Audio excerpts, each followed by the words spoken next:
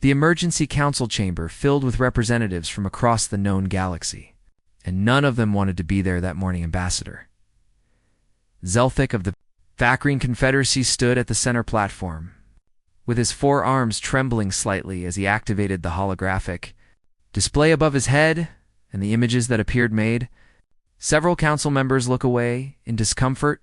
Burning cities stretched across the projection, and the flames consumed structures that had stood for 10,000 years, while civilians fled in panic through streets filled with debris and death. This is Vacrine Prime, Zelthic said quietly, and his voice carried the weight of a civilization watching itself die. This was recorded 6 hours ago. The hologram shifted to show space above the planet where massive dark vessels moved with terrible purpose, and their weapons tore through the defensive fleet like paper in a storm-high arbiter. Calvanix of the Arshanet leaned back in his floating throne, and his crystalline features reflected the burning world without showing any emotion whatsoever. The scourge has not been active in 15,000 years, he said slowly and carefully. Why have they awakened in your territory now? Zelthic's hands clenched into fists, but he kept his voice steady and professional. Despite the rage and fear threatening to overwhelm him, we don't know, and frankly, we don't care about the why anymore, he said, and his primary eyes locked on to each council member in turn. We need help, and we need it immediately, or my entire species will be extinct within 3 standard months. Merchant Prince Vocker of the Collective tapped his datapad with one of his many finger tendrils and numbers. Scrolled across his personal display screen, the cost of military intervention would be substantial, he announced to the chamber. Without looking up from his calculations, the collective estimates a minimum expenditure of 14 trillion credits just for initial deployment alone. We can pay, Zelthic said desperately, and he pulled up financial records showing the Vacrine's entire economic reserves. Take everything and just send your fleets before it's too late. General Thrax of the Hegemony stood, in his massive, armored form dominated his section of the chamber as he studied the tactical data with a warrior's experienced eye. The scourge vessels utilize technology we barely understand, he rumbled, and his voice carried across the chamber like distant thunder. Their adaptive combat systems learn from every engagement and become stronger with each battle fought against them. Then we teach them together, Zelthic pleaded, and his voice finally cracked with the strain of holding himself together. The Hegemony has the finest military minds in the galaxy, and surely united we can defeat these machines. Thrax sat down heavily, and his silence spoke louder than any words could have. The council chamber filled with murmured conversations as representatives consulted with their governments back home, and Zelthic watched the minutes tick by while his people continued dying light years away. High Arbiter Calvanix finally raised one crystalline hand, and the chamber fell into immediate silence that pressed down like a physical weight.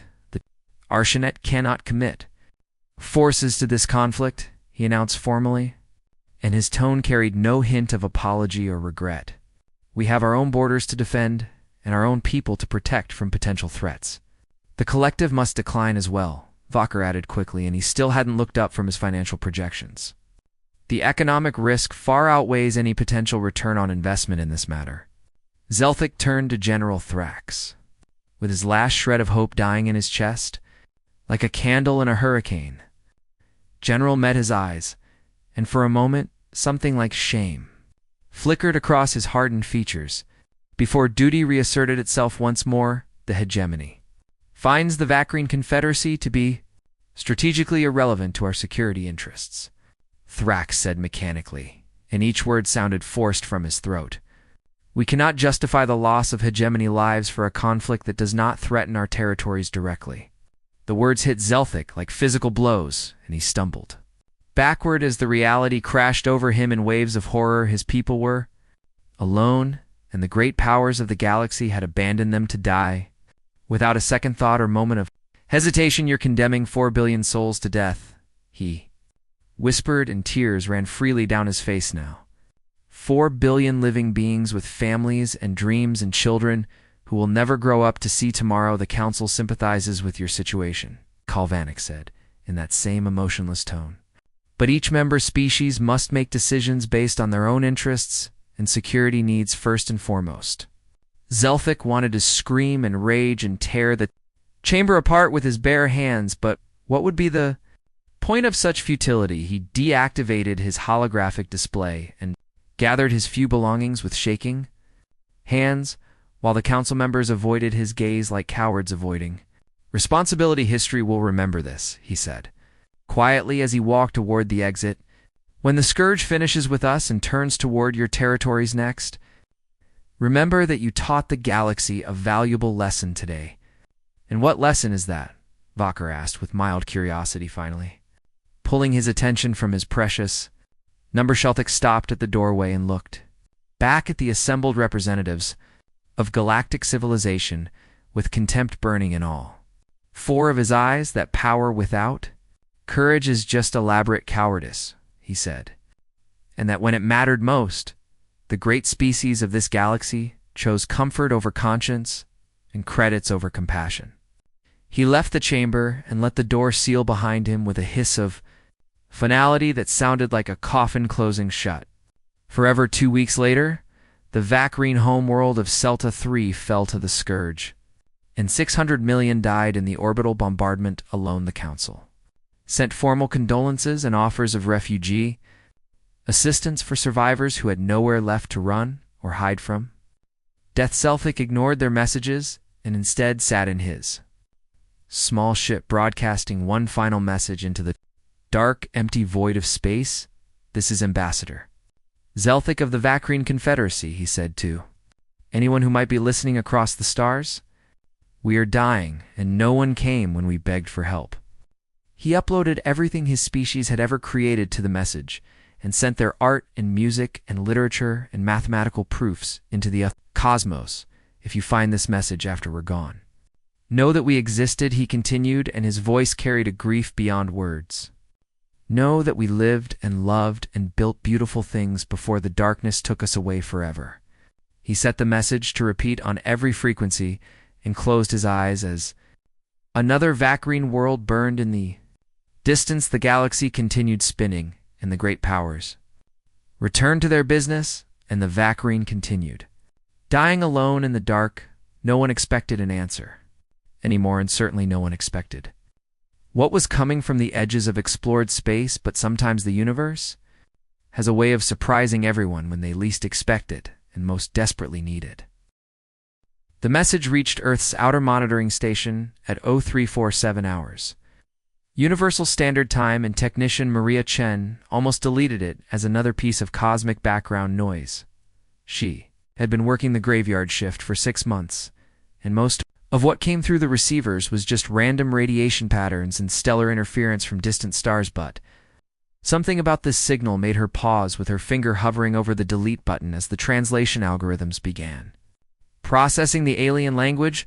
Her screen filled with images of burning worlds and desperate faces, and children crying while their cities crumbled into ash around them. Oh, God. Maria whispered, and she immediately forwarded the message to her supervisor, and then to the Department of Interstellar Affairs in Geneva.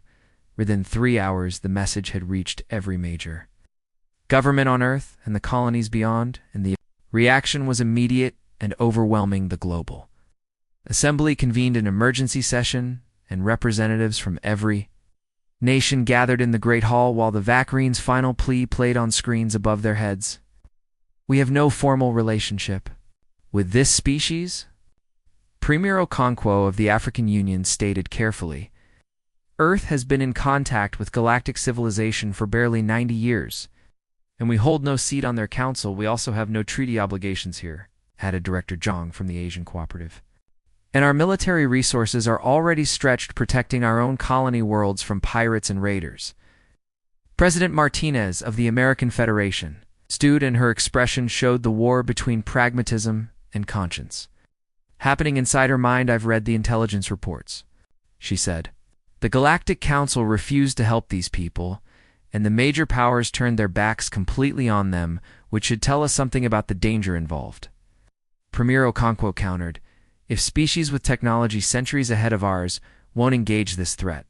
What makes us think we can make any difference? The assembly chamber erupted into heated debate, and voices rose in argument while the Vacrine message continued playing on an endless loop above them outside the assembly building.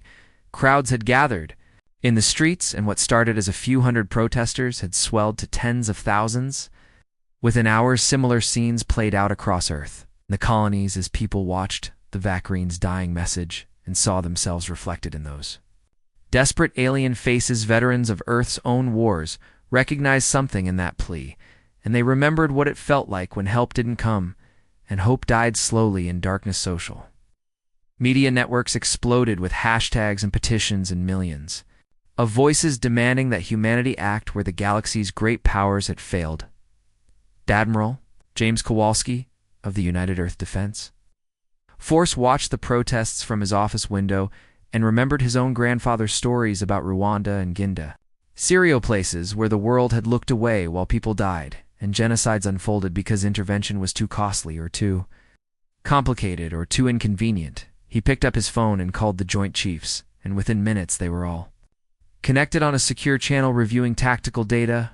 "We can scramble a fleet," General Okafor said bluntly. "It won't be pretty, and we'll be stripping defenses from the outer colonies. But we can put together maybe 40 capital ships, 40 ships against a force that destroyed an entire galactic confederacy," Admiral Petrov said skeptically. "The math doesn't look favorable for our survival here. Since when did humans do things because the math looked favorable?" Admiral Kowalski replied, "We went to the moon with computers less powerful than a modern toaster, and we survived too. World wars that should have ended civilization."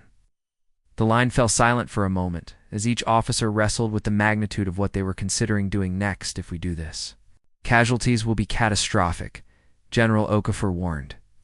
"We're talking about sending people into a meat grinder against technology we barely understand. Then we call for volunteers," Kowalski said.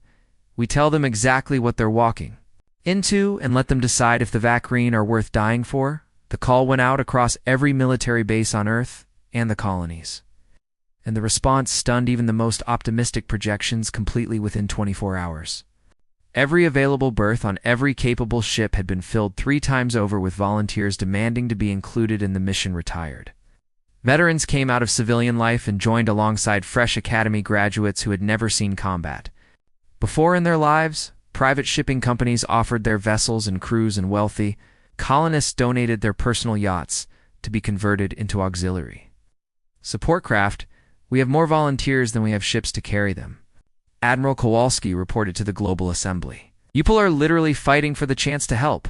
The Assembly voted, and the count wasn't even close, as humanity decided to do what the ancient galactic powers would not. The United Earth Defense Force began immediate mobilization, and ships that had been scheduled for decommissioning were pulled back into service and hastily refitted. The fleet that gathered at Luna Orbital Station looked like a museum collection of human military history spanning 9 decades of spaceflight. Ancient dreadnoughts from the colony wars sat alongside modern cruisers and converted cargo haulers, bristling with hastily mounted weapon systems. "We look ridiculous," Captain Sarah Okonkwo said as she surveyed the assembled fleet from her bridge.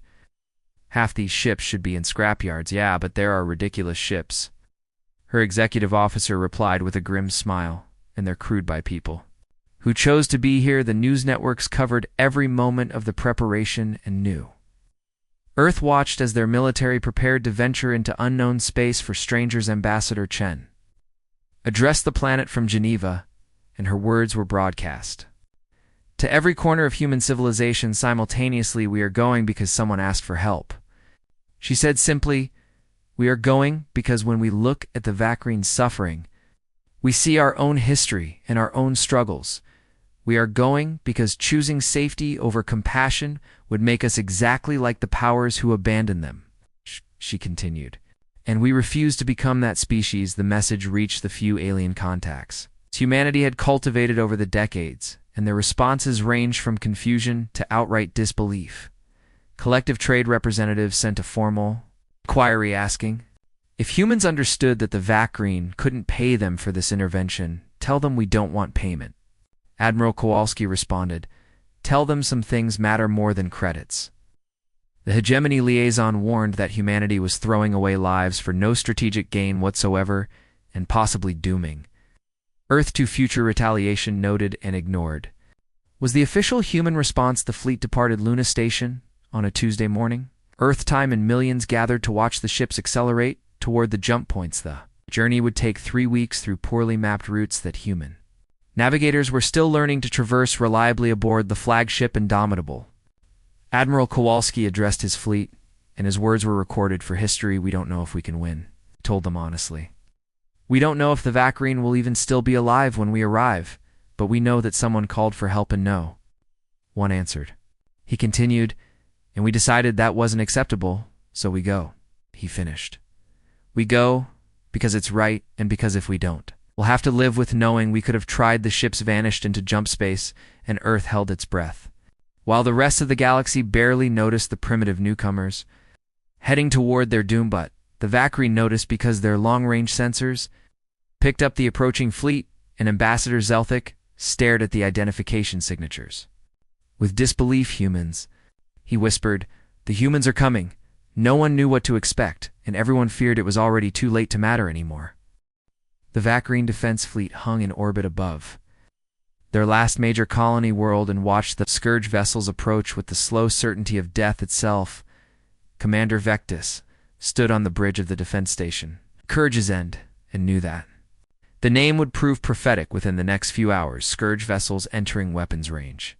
His sensor officer reported, and her voice carried the flatness of someone who had accepted their fate already. "Estimate 43 heavy cruisers and 15 dreadnought-class ships against them." The Vacrine had 12 aging destroyers and a handful of system defense platforms that wouldn't last 10 minutes under sustained fire. Vectis was about to give the order to engage when his communications officer suddenly sat up straight with confusion spreading across her features. "Sir, we're detecting new jump signatures," she said. "Multiple contacts emerging from hyperspace behind the Scourge formation." The main display shifted to show the new arrivals, and Vectis felt his heart sink even further as he recognized the primitive human ship designs. "They actually came," he whispered in disbelief. "Those crazy primitives actually showed up." The human fleet numbered 43 ships of various sizes and configurations, and they looked like they'd been assembled from spare parts. In desperation, their hulls showed patchwork repairs, and their weapon systems were outdated by galactic standards by at least 3 generations of technological development. "Sir, the humans are hailing us." His communications officer, Sid Vectis, opened the channel and found himself looking at a human female in a military uniform that seemed oddly formal for the chaos about to unfold. "This is Admiral Sarah Okonkwo of the United Earth Defense Force," she said crisply. "We received your message and came as fast as we could, Admiral." "You don't understand what you're facing," Vectis said urgently. "The Scourge will tear through your fleet like it's not even there, probably." Okonkwo agreed with a slight smile. "But we didn't come all this way to turn around now. So let's give them a fight they won't forget." The human fleet split into 3 groups and moved with a coordination that surprised Vectis. Given their mismatched vessel types and apparent technological limitations, the Scourge adapted their formation to engage the new threat and their advanced targeting systems locked onto the human ships with deadly precision. Then the humans did something that made every Vacrine observer stare in shock at their displays with complete incomprehension. Instead of maintaining long-range engagement distances like civilized species, the human ships accelerated directly toward the Scourge formation at maximum velocity. "They're charging," Vectis said in disbelief. "They're actually charging straight at them." The Scourge vessels opened fire and their energy weapons carved through space with terrible accuracy, but the humans didn't slow down or change course. Human ships took devastating hits, and several exploded in brilliant flashes of light, but the rest kept coming like wolves attacking a bear. "Merrill," Okonkwo's voice cut across the tactical channel with calm authority that seemed impossible given the carnage unfolding around her. "All ships close to knife-fighting range and make them bleed," she ordered. "Show these machines what happens when you threaten humanity's friends." The human destroyer Defiant took a direct hit that vaporized its entire aft section, but its captain deliberately crashed the dying ship into a Scourge cruiser. Both vessels exploded in a massive fireball that consumed 2 more. Scourge ships caught in the blast radius completely fire everything. Captain Rodriguez screamed aboard the cruiser Valiant as his ship closed to point-blank range with a Scourge dreadnought. "I want that thing dead." Nuclear missiles streaked across the gap and detonated against Scourge shields in sequential patterns. Designed to overload their regeneration cycles, the tactic worked and the shields collapsed for just 3 seconds, but that was enough for Valiant to pump railgun rounds directly into the dreadnoughts. Whole human marines launched from breaching pods and cut through Scourge hulls with plasma torches, while their machine opponents struggled to adapt to close-quarters combat inside the Scourge vessels. Humans fought machine constructs in zero-gravity corridors, with weapons that seemed primitive but proved devastatingly effective. Sergeant Marcus Webb threw an explosive charge into a cluster of Scourge combat drones and dove behind cover as the blast tore them apart. "They're trying to adapt to our tactics," he shouted over the squad channel. "Keep changing up our approach so they can't predict us." The Scourge intelligence systems were designed to analyze and counter conventional warfare patterns, but humans didn't fight conventionally at all. Used suicide drones loaded with dirty nuclear devices and improvised electromagnetic pulse weapons and tactics that bordered on insane. Desperation, Captain Jin Park deliberately detonated his ship's reactor while locked in a Scourge vessel's tractor beam, and the resulting explosion destroyed both ships instantly. "All vessels, form up on my position," Admiral Okonkwo commanded as her flagship took another hit that nearly breached the main reactor.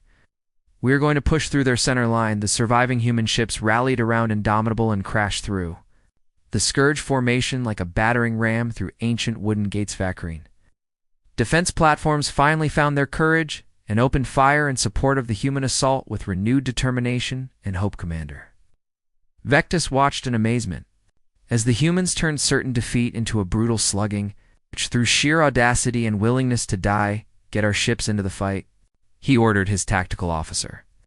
"If those humans can find the courage to charge death itself, we can at least support them." The Vacrine destroyers moved forward and added their firepower to the chaotic melee. Developing in the space above their world, a Scourge dreadnought turned its weapons on the Vacrine flagship, Cade Remembrance, and fired a devastating salvo that would have destroyed the ship. Completely, the human cruiser Shanghai interposed itself between the blast and the Vacrine ship and took the hit square on its forward armor. Shanghai's captain died instantly along with half his crew, but the ship stayed intact long enough for its automated systems to launch every remaining missile. The missiles struck the Scourge dreadnoughts, damaged reactor section, and the ancient machine exploded in a cascade of secondary detonations. "They saved us," Vectis whispered as he watched Shanghai tumble away as a burning wreck. "They sacrificed themselves to save us." The battle raged for 6 brutal hours, and by the end, both sides had taken catastrophic losses that would have broken most civilized species. 22 human ships were gone, and another 8 were so damaged they'd never fight again without complete rebuilds and proper shipyards. But the Scourge had lost over 30 vessels, and their formation had been broken completely by human tactics. They couldn't predict or counter. The remaining Scourge ships withdrew to regroup and analyze what had just happened to them in that engagement. Admiral Okonkwo surveyed the damage to her fleet and fought down the grief threatening to overwhelm her as she counted the dead. "Get me a channel to the Vacrine commander," she said quietly. Vectis appeared on her screen with all 4 of his eyes wide and his expression showing something between awe and horror. "You're insane," said bluntly. "Your entire species is completely insane." "Maybe," Okonkwo replied with a tired smile. "But we're still here, and so are you." "So I'd call that a win." "You lost over half your fleet," Vectis protested. "For people you don't even know, in a world that isn't yours to defend, we lost good people doing something that mattered." Okonkwo corrected him gently. "And we'd do it again without hesitation." She closed the channel and turned to survey her battered fleet with pride burning through the grief in her chest. "All ships, stand down to defensive posture and begin damage control," she ordered. "We're not done here yet." Across human-controlled space, Earth received news of the battle and mourned their dead. While celebrating the impossible victory, the galaxy's intelligence services scrambled to analyze what had just happened and tried to understand how primitive humans had survived against the scourge, but the Valkyrie understood perfectly as they looked up at the stars where human ships stood guard over their world. Someone had finally answered their plea, and those someones were willing to die to keep that promise alive. The footage from the battle spread across the galactic networks like wildfire, and every major civilization watched primitive humans fight with a ferocity that shocked even hardened military analysts. In the Archonauts' Council of Crystalline Spires, High Arbiter Kalvanix reviewed the tactical data for the 7th time and still couldn't comprehend what he was seeing. They closed to melee range, said in disbelief. Against Scourge vessels equipped with adaptive combat AI, they deliberately closed to knife-fighting distances and won. His military advisor added quietly, or at least survived long enough to force a Scourge withdrawal, which no one has accomplished in 15,000 years. The communication networks across Archonid space exploded with public outrage as citizens watched the battle footage and asked questions. Their government didn't want to answer why had humans helped when the Archonid refused. And what did that say about their supposed moral superiority as an ancient civilization? Merked Prince Valker faced similar problems as the collective's population rioted in major trading hubs and demanded their government explain its cowardice. The economic calculations were sound. Valker protested to his advisory board. Intervention made no financial sense given the risks and costs involved. The humans didn't calculate. One of his advisors pointed out, they just went because someone needed help. And now we look like greedy cowards across the entire galaxy. The hegemony's warrior culture faced, perhaps, the greatest shame as their soldiers watched humans demonstrate courage that should have been hegemony's defining characteristic. General Thrax stood before his officers and saw accusation in their eyes, even though none dared speak it aloud to his face. We made a strategic decision based on sound military doctrine, he said defensively. We protect hegemony interests first and foremost above all other considerations. Those humans protected strangers before their own interests. One young officer said carefully, is that not the warrior code we claim to? Honor. The question hung in the air like an indictment, and Thrax had no good answer to give them in response. Galactic Council reconvened in emergency session, and this time the chamber crackled with tension as representatives faced angry populations. Back home, we must reconsider our position on the Valkyrie situation. High Arbiter Kalvanix announced formally. The Archonid is prepared to commit limited military resources to assist the collective. Will provide economic aid and supply support, Walker added quickly. We recognize the humanitarian crisis requires our immediate attention. The hegemony offers military advisors and strategic coordination, General Thrax said stiffly. 2. Maximum effectiveness of coalition forces. Ambassador Zelthic watched the council members fall over themselves to suddenly care about his dying people, and felt disgust rise in his throat. Where was this concern 3 months ago? He asked coldly. Where was this humanitarian spirit when we first begged for your help? The situation has changed, Kalvanix said diplomatically. New information has come to light regarding the Scourge. Capabilities and strategic considerations. The situation hasn't changed. Zelthic shot back. What changed is that humans shamed you into action by doing what you were too cowardly to attempt. The council chamber fell silent as the truth hung naked before them without any diplomatic language to hide behind. We don't need your help anymore, Zelthic continued. The humans are already here, and they're actually fighting while you debate and calculate. He transmitted coordinates to the council and brought up a live feed from Valkyrie space that showed the ongoing war human ships patrolled the defensive perimeter while human engineers worked alongside Valkyrie technicians to repair damaged systems and strengthen fortifications. See that? Zelthic said. That's what actual help looks like when it comes from people who care about something beyond their own interests. Meanwhile, in Valkyrie space, Admiral Okonkwo stood on the bridge of Indomitable and reviewed damage reports that made her want to weep. Her fleet had been reduced to 18 combat-capable vessels, and supplies were running critically low on everything from ammunition to medical supplies. Admiral, we're receiving jump signatures, her tactical officer announced.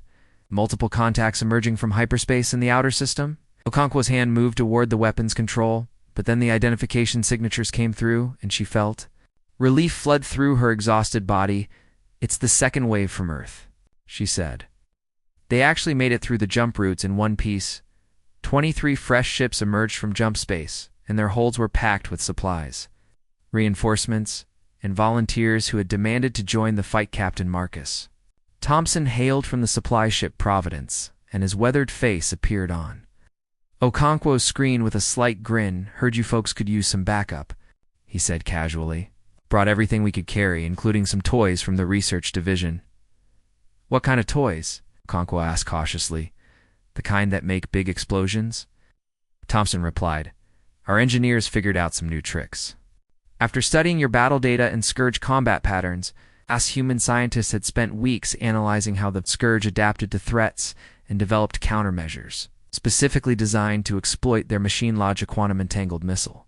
Swarms that appeared as single targets until the moment of impact and electromagnetic pulse weapons tuned to Scourge shield frequencies. We also brought medical teams and supplies," Thompson added. "Heard the Vakrin have a lot of wounded who need treatment. Human doctors and nurses spread through Vakrin hospitals and worked alongside local medical staff to save lives without asking for payment or recognition. Human engineers shared technical knowledge freely and showed Vakrin technicians how to modify their weapons to be more effective against Scourge armor commander." Vectus watched a human engineer named Sarah Chen explain plasma weapon modifications to his technical staff with patient detail. "You're just giving us this technology," he said in confusion. "You're not asking for patents or licensing fees or exclusive trade agreements." "Why would we?" Sarah asked with genuine puzzlement. "You need it to survive, and we have it to share." "So sharing makes sense." The concept seemed alien to Vectus, who had grown up in a galaxy where knowledge was hoarded as currency, and every advancement came with strings attached. Humans treated the Vakrin as equals and partners, rather than clients or subordinates who owed them for the privilege of rescue your species. Is very strange," Vectus said finally. "We've been told that before," Sarah replied with a smile. "Usually right before we do something everyone else thinks is impossible." The combined human Vakrin forces began mounting coordinated strikes against Scourge positions, and slowly pushed them back from occupied territories. HB battle cost lives on both sides, but the tide was turning as human tactics and Vakrin local knowledge combined into something greater than either alone. The Scourge intelligence struggled to adapt because humans kept changing their approach and refused to fight the same way twice. In succession, Captain Rodriguez led a strike force that used Vakrin mining charges to collapse an asteroid field onto a Scourge supply depots. Webb's marine team infiltrated a Scourge command ship using Vakrin stealth technology and planted nuclear devices in its reactor core. Battles were brutal, and the casualties mounted steadily, but for the first time in months, the Vakrin saw victory as something more than a desperate fantasy. News of each success spread across the remaining Vakrin worlds, and hope began replacing the despair that had settled over their civilization in the refugee camps. Vakrin children drew pictures of human ships defending their worlds and talked about the strange aliens who came when no one else would. "Why did they help us?" a young Vakrin asked her mother one evening as they watched human ships patrol the night sky overhead. "Because we asked," her mother replied simply. Apparently that was enough reason for them to come ambassador. Zelthic finally allowed himself to believe his people might actually survive this nightmare. As he reviewed the latest strategic assessments, the Galactic Council's offers of assistance arrived daily, and he ignored them all, while focusing on coordinating with the human commanders instead. "The Council wants to send forces to support the operation," his aide informed him one morning. "Tell them they can send supplies and medical aid if they want to be useful," Zelthic replied. "But command stays with Admiral Okonkwo and the human fleet. They won't like that." His aide warned. "They don't have to like it," Zelthic said firmly.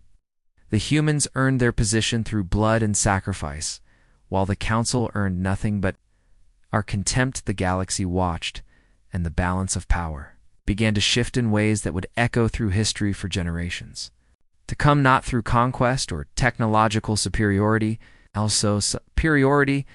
but through simple demonstration that courage and compassion could matter more than calculations and self-interest. Scourge continued fighting, but every engagement saw them pushed further back as human Vakrin cooperation grew stronger and more effective. And on Earth, millions watched the progress and felt pride in what their species had chosen to do when the rest of the galaxy looked away. They had answered a call for help, and in doing so had changed what it meant to be part of the galactic community forever. 6 months after the first human ships arrived in Vacrine space, Admiral Okonkwo stood on the bridge of Indomitable and watched the last Scourge vessel explode, and a brilliant flash confirmed that was their command ship. She ordered her tactical officer with exhaustion evident in every word confirmed. "Admiral," came the reply. 8. "All Scourge vessels in the sector are going dormant, without central coordination to guide their actions." The bridge erupted in cheers, and her crew embraced each other while tears of relief and grief mixed together on faces worn by months of constant battle. Okow allowed herself a small smile before the weight of their losses crashed back over her like a wave of cold reality. 18. Human ships remained from the original 43 that had made the desperate journey to answer the Vacrine's plea for help. Thousands of names filled the casualty lists, and every one of them represented someone who had volunteered knowing they might never come home again. "Get me a fleet-wide channel," she said quietly, and her communications officer nodded while wiping tears from his eyes. Her image appeared on every surviving human ship and in every Vacrine command center where their allies watched with grateful hearts. "To all personnel," she began, and her voice carried the weight of command tempered by profound sorrow. The Scourge had been defeated. More cheers erupted, but she raised her hand and silence fell as her expression showed this was not purely a moment for celebration. "We came here 6 months ago because strangers asked for help," she continued, "and we decided that was reason enough to risk everything. We lost good people." Her voice cracked slightly. "We lost friends and colleagues and loved ones who believed helping others mattered more than safety." She paused and collected herself, before finishing with quiet intensity that resonated across light years of space. "Their sacrifice meant something," she said. "They saved an entire civilization from extinction and showed the galaxy what humanity stands for when it matters most.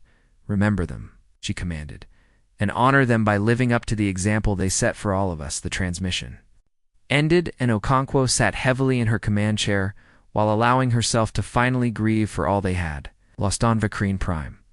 Ambassador Zelthic stood before the reformed Confederacy Council and proposed a resolution that passed with unanimous support. "We will build monuments on every surviving world," he announced. "Monuments that show human and Vacrine standing together in defense of life and hope." The first monument was unveiled in the capital city of Vacrine Prime 3 weeks later, and millions gathered to witness the ceremony. The statue showed a human soldier in battle-damaged armor, standing shoulder to shoulder with a Vacrine defender, while both gazed toward the stars. The inscription at the base was written in both languages, and its words would be repeated across the galaxy in the years to come. "They came when we begged." It read simply, "They stayed when we needed, and they bled when we despaired, and when asked why, they simply said, 'Because you asked.'" The Galactic Council convened to officially recognize humanity's actions, and their chamber filled with representatives who had ignored the Vacrine's original pleas. High Arbiter Calvanix delivered a speech praising humanity's courage and offering formal alliance and technological exchange as gratitude for their service. Human ambassador was a woman named Victoria Chen, who had lost both of her sons in the fighting and carried their memory like armor. She stood before the council, and her expression showed none of the diplomacy they expected from someone seeking their favor and approval. "We didn't come for your approval," she said bluntly. "We didn't come for trade deals or technology transfers or seats on your council."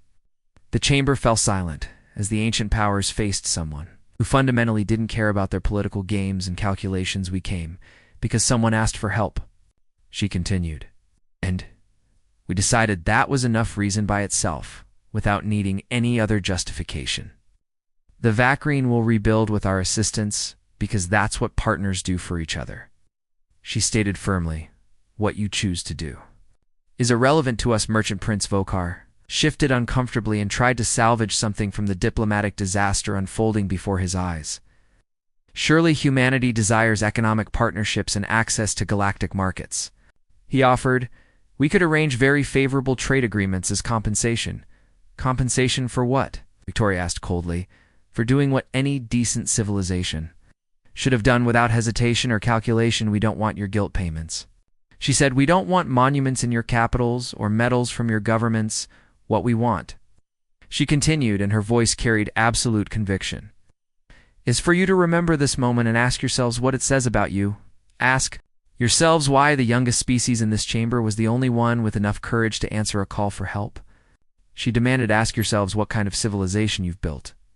If power and technology matter more than compassion and basic decency towards suffering. General Thrax stood, and his massive form dominated the chamber as he struggled with words. That didn't come easily to warriors. You have shamed us, he said finally.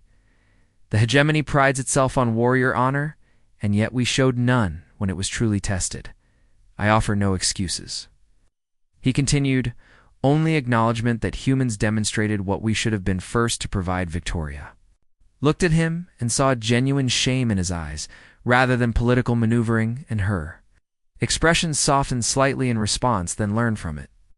She said more gently, all of you, learn from this, and be better the next time someone calls for help, because there will be a next time, she warned, and the galaxy will be watching to see if you've grown or if you remain what you are now. She left the chamber and let the door seal behind her, while the council members sat in uncomfortable silence. The speech was broadcast across every civilized world and sparked debates that would reshape galactic politics for generations afterward. Earth. Victoria's words were played at memorial services for the fallen, and parents told their children about what made humanity different, not stronger or smarter or more advanced than the ancient powers, but simply willing to care about strangers when everyone else had looked away. The human fleet prepared to return home, and the Vacrine gathered at orbital stations to bid farewell to the aliens who had saved them. Admiral Conquo stood on Courage's End station and accepted formal thanks from Commander Vectis, who had become a close friend during the fighting. Your people gave us back our future, Vectis said, with all four eyes bright with unshed tears. We can never truly repay that debt. There is no debt, Okonkwo replied firmly. You would have done the same for us if our positions were reversed.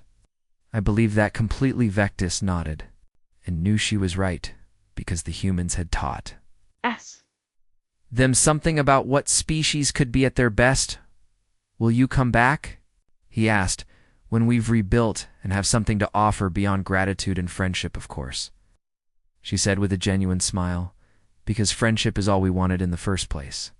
Everything else is just details. The human fleet departed Vacrine space, and their journey home would take weeks, through the same poorly mapped routes they had taken to war, but this time they traveled as heroes, and the galaxy watched their progress with a mix of admiration and shame. Human volunteers had stayed behind to help with reconstruction, and their presence kept the partnership alive, while formal relations were established. First joint human Vacrine research station opened 6 months later and began sharing knowledge freely, rather than hoarding it as currency. Other species noticed, and some began questioning why their own governments maintained such rigid control over technological advancement and informations. Colonies on the galactic fringe started forming mutual defense pacts modeled on the human Vacrine partnership, rather than the traditional tribute systems. Ancient powers watched these developments with growing unease, as their grip on galactic politics began to weaken. For the first time in millennia, received its returning fleet with parades and ceremonies, but the true memorial was quieter and more profound in its simplicity. A ship that had fought in Vacrine space received a simple plaque in its central corridor listing the names of those who hadn't returned. They answered, the plaques read, when no one else would across human space. Children learned about the Vacrine War as their first lesson in what it meant to be human in a vast and often cold universe. They learned that technology and power mattered less than courage and compassion when the moment came to choose what kind of species humanity would become. A Vacrine Prime. The monument stood eternal watch over cities rebuilt from ashes and children who would grow up knowing that strangers had died for them. Galaxy continued spinning, and the great powers adapted to a new reality where they could no longer ignore suffering without facing consequences. History would record the Vacrine War as the moment when humanity announced itself as a moral force, rather than just another ambitious upstart, but for those who had been there fought and bled and watched friends die. It was simpler than that. Entirely someone had asked for help in humanity, had answered when no one else would, and that choice had changed everything forever after them. Aliens had begged and no one answered until the human fleet R